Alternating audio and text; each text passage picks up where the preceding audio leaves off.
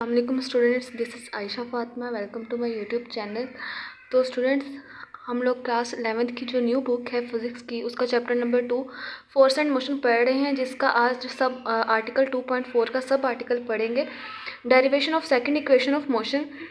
इससे पहले हम लोगों ने पढ़ा था कि derivation of first equation of motion बड़ा ग्राफिकल मेथड, और उससे पहले पढ़ा था हम लोगों ने equations of motion. Equations of motion में हम लोगों ने ये पढ़ा था कि इक्वेशंस ऑफ मोशन जो है वो किसी भी ऑब्जेक्ट की मोशन को काइनेमेटिक वेरिएबल्स की टर्म में डिस्क्राइब करती हैं। ठीक है, काइनेमेटिक वेरिएबल्स हमारे पास कौन कौन से थे? वेलोसिटी था, पोजीशन था, टाइम था। ठीक है, तो हम लोगों ने उसके काइनेमेटिक वेरिएबल्स वेलोसिटी, टाइम और पोजीशन के पेयर्स बनाए थे, जिसमें हमारे पास वेलोसिटी और टाइम और टाइम जो हमारे पास फर्स्ट इक्वेशन ऑफ मोशन को डिस्क्राइब करती थी, और हमारे पास जो पोजीशन और टाइम था हमारे पास वो सेकंड इक्वेशन ऑफ मोशन को डिस्क्राइब करती थी, और हमारे पास जो पोजीशन और वेलोसिटी थी वो हमारे पास थर्ड इक्वेशन ऑफ मोशन को डिस्क्राइब करते थे। ठीक है, हम लोग अब देखते हैं कि सेकंड इक्वेशन ऑफ मोशन क्या है। हम लोगों ने डेरिवेशन पढ़नी है सेकंड इक्वेशन ऑफ मोशन की बाय अलजेब्रिक मेथड। ठीक है, पहले देखते हैं कि हमारे पास सेकंड इक्वेशन ऑफ मोशन हमारे पास है क्या। सेकंड इक्वेशन ऑफ मोशन हमारे पास है S is equal to V I T plus 1/2 A T square. ठीक है, अब देखें, आप लोगों ने पढ़ा है कि सेकंड इक्वेशन ऑफ मोशन या कोई भी इक्वेशन ऑफ मोशन जो है वो सिर्फ और सिर्फ उन्हीं ऑब्जेक्ट्स के लिए वैलिड होती है जो कि स्ट्रेट लाइन में मूव करते हैं और जिनका एक्सेलरेशन जो है वो कांस्टेंट होता है। ठीक है, सेकंड इक्वेशन ऑफ मोशन है हमारे पास S is equal to V I T plus 1/2 A T square.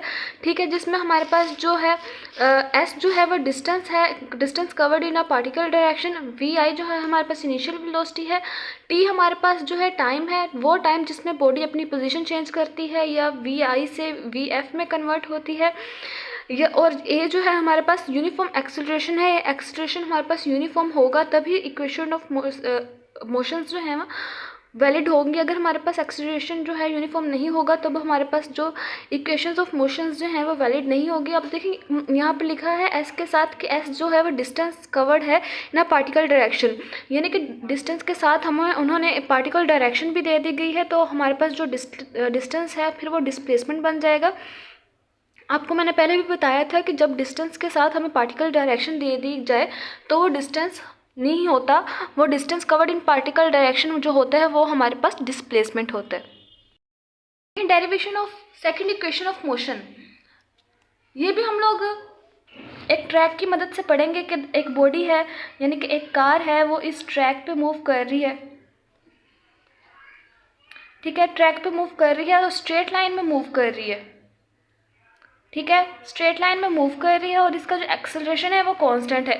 Body की इस पॉइंट पे जो बॉडी की वेलोसिटी है वो वी आई है। कुछ देर बाद जो इस बॉडी की जो वेलोसिटी है वो वी एफ में चेंज होगी, और यहाँ से लेकर यहाँ तक बॉडी ने जो डिस्टेंस कवर किया है टाइम टी में, वो भी हम लोगों ने फाइंड आउट करना है इक्वेशंस ऑफ मोशंस के थ्रू। ठीक है, अब देखें टाइम क्या चीज़ है हमारे पास।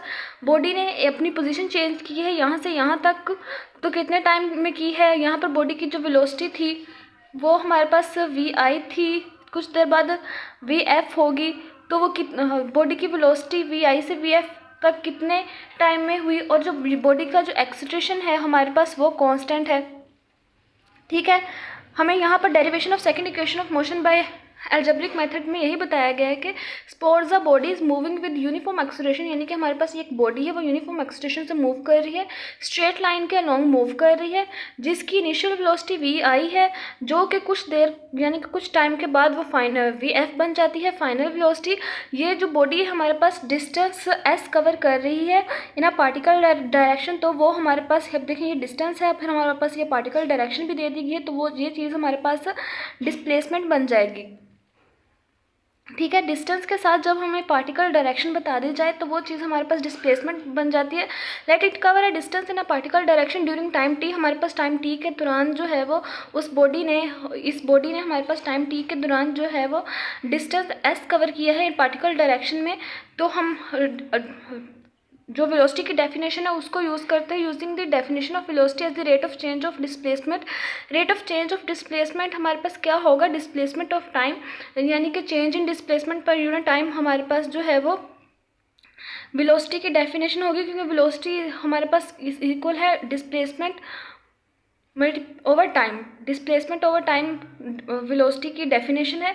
तो जब हम लोग डिस्प्लेसमेंट को हम लोग rate of change of displacement कैसे लिख सकते हैं, हम लोग velocity is equal to displacement over time जो है वो लिख सकते हैं rate of change of displacement को। अब देखें, दोबारा देखेंगे, हमारे पास उन्होंने कहा है कि एक बॉडी है वो स्ट्रेट लाइन में मूव कर रही है, पहले उसकी वेलोसिटी वी आई थी, कुछ देर बाद उसकी वेलोसिटी वी एफ होगी है, उसने डिस्टेंस एस कवर किया है इज इक्वल टू एक पार्टिकल डायरेक्शन में। तो डिस्टेंस के साथ जब हमें पार्टिकल डायरेक्शन बता दी जाए तो वो डिस्प्लेसमेंट बन जाएगा और एक्सेलरेशन हमारे पास कांस्टेंट है। स्टूडेंट, आप लोगों ने पहले फर्स्ट इक्वेशन ऑफ मोशन पढ़ी जो कि हमारे पास V F is equal to V I plus A T थी, ठीक है। फर्स्ट इक्वेशन ऑफ मोशन पढ़ी, यानी कि हम लोगों को यहाँ पर वी एफ फाइंड करना था। सेकंड इक्वेशन ऑफ मोशन है हमारे पास S is equal to V I T plus 1/2 A T square. Second equation of motion में आप लोगों ने एस फाइंड करना है, यानी कि ये जो एस है ये हमारे पास डिस्प्लेसमेंट है, क्योंकि हम लोग इसको डिस्टेंस नहीं लिखेंगे क्योंकि यहाँ पर हमारे पास distance covered in a particular direction, यानी कि हमारे पास डिस्टेंस के साथ एक पार्टिकल डायरेक्शन दे दी गई है। इस वजह से ये जो एस होगा सेकंड इक्वेशन ऑफ मोशन का, ये हमारे पास डिस्प्लेसमेंट होगा, नॉट अ डिस्टेंस। तो ये हमारे पास हम लोगों ने ये एस फाइंड करना है। तो वो एस कैसे फाइंड करेंगे कि वेलोसिटी की डेफिनेशन को रेट ऑफ चेंज ऑफ जो वेलोसिटी है, rate of change of displacement है, हम लोग उसके through rate of change of displacement के थ्रू जो वेलोसिटी की जो डेफिनेशन है उसको इस्तेमाल करेंगे। देखिए, हम लोगों ने वेलोसिटी की डेफिनेशन इस्तेमाल की है कि rate of change of displacement हम वेलोसिटी हमारे पास जो है वो डिस्प्लेसमेंट ओवर टाइम के इक्वल होती है, लेकिन हमारे पास जो सेकंड इक्वेशन ऑफ मोशन है वो S is equal to V I T plus 1/2 A T square है, यानी कि हम लोगों ने डिस्प्लेसमेंट फाइंड आउट करना है। तो इसलिए हमारे पास जो डिस्प्लेसमेंट को एक साइड पे लाने के लिए हम लोग टाइम यहाँ पर मल्टीप्लाई हो रहा है तो उधर जाके डिवाइड हो जाएगा। तो वेलोसिटी और टाइम को जब हम लोगों ने मल्टीप्लाई किया तो displacement is equal to velocity और मल्टीप्लाई बाय टाइम आ गया। अब देखिए, अगर बॉडी की जो वेलोसिटी जो है वो कांस्टेंट ना हो, हम लोगों ने अभी पढ़ा है कि एक पॉइंट पे अगर एक गाड़ी मूव कर रही है स्ट्रेट लाइन में मूव कर रही है, तो पहले उसकी जो वेलोसिटी थी वो वी आई थी, ठीक है। कुछ देर बाद उसकी वेलोसिटी जो है वो वी एफ बन गई है, ठीक है। उसकी जो वेलोसिटी कुछ देर बाद वी एफ बन गई है, तो हमारे पास वेलोसिटी मतलब कि कांस्टेंट नहीं है, वेलोसिटी वी आई से वी एफ तक चेंज हुई है, यानी कि हमारे पास जो वेलोसिटी यहाँ पर, तो हम लोगों ने वेलोसिटी लिखनी है ना, यहाँ पर उन्होंने ये नहीं कहा कि फाइनल वेलोसिटी लिखनी है या इनिशियल वेलोसिटी लिखनी है, यहाँ पर हम लोगों ने सिर्फ और सिर्फ उसकी वेलोसिटी लिखनी है।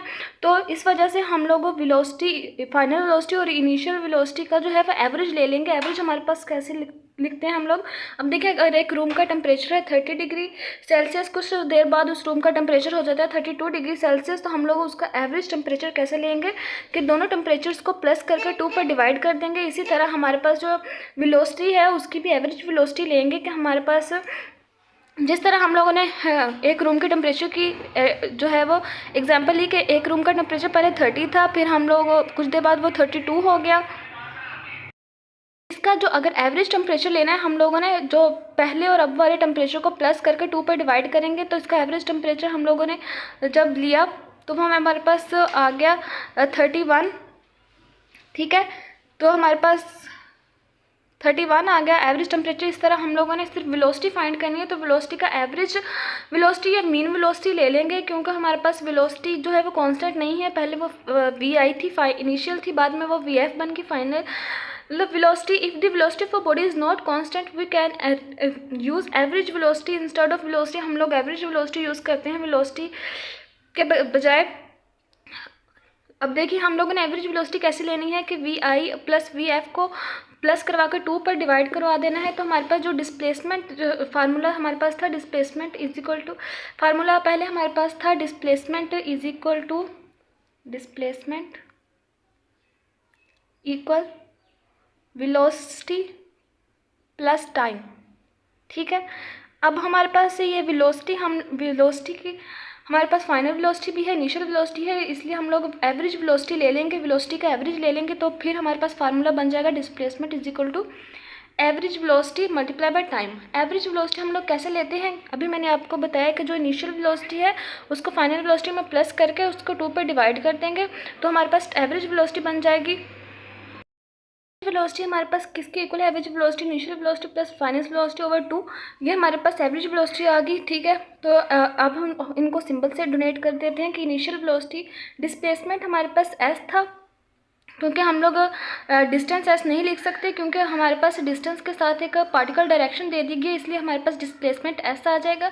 इनिशियल वेलोसिटी है हमारे पास वी आई, फिर हमारे पास उसको फाइनल वेलोसिटी के साथ प्लस किया वी एफ, फिर 2 पे डिवाइड किया क्योंकि हम लोगों ने एवरेज वेलोसिटी फाइंड आउट कर रहे हैं। फिर टी का सिंबल है स्मॉल टी। अब देखें हमारे पास जो फर्स्ट वी एफ की वैल्यू अगर हम लोग यहाँ पर पुट करना चाहें, हम लोगों ने second equation of motion derive करनी है ना, जो कि हमारे पास है S is equal to V I T plus 1/2 A T square, ये हमारे पास सेकंड इक्वेशन ऑफ मोशन है जिसको हम लोग अलजेब्रिक एक्सप्रेशन के थ्रू जो है वो डिराइव कर रहे हैं इस सेकंड इक्वेशन ऑफ मोशन को।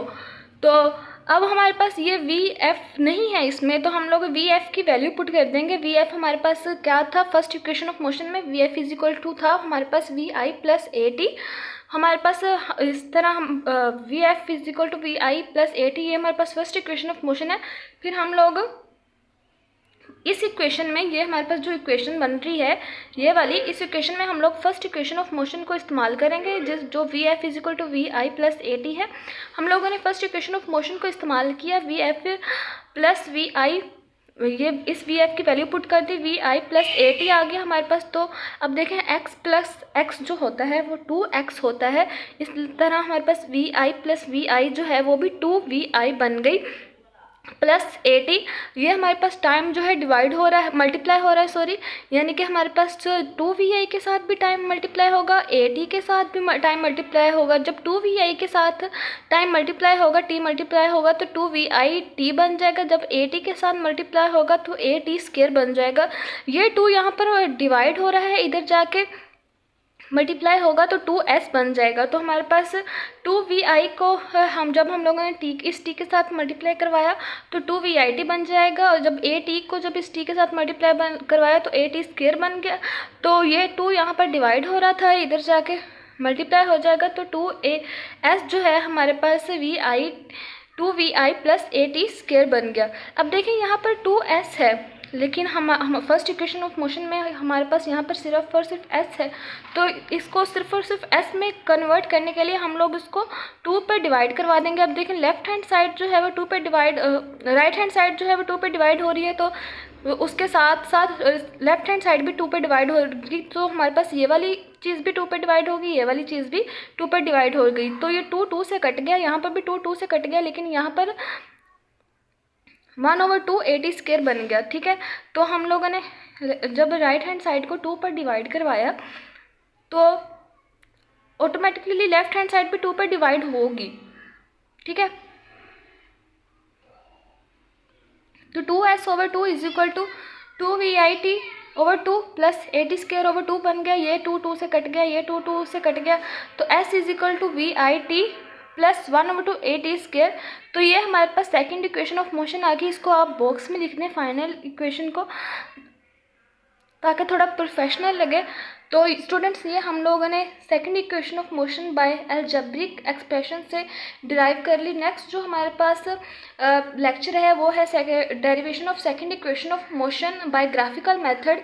अगर आप लोगों के पास एक क्वेश्चन आ जाए कि derivation of second equation of motion by graphical method और अलजेब्रिक एक्सप्रेशन, तो पहले आप लोगों ने ये वाली चीज़ लिखनी है, derivation of second equation of motion. ठीक है, फिर उसके बाद आपने सेकंड इक्वेशन ऑफ मोशन लिखनी है, फिर उसकी डेरिवेशन ये सारी लिखनी है। फिर आप लोगों ने लिखना है कि derivation of second equation of motion by graphical method, जो कि हमारा नेक्स्ट वाला लेक्चर है। फिर आप लोगों ने बहुत सारा एक्सप्लेन करना है।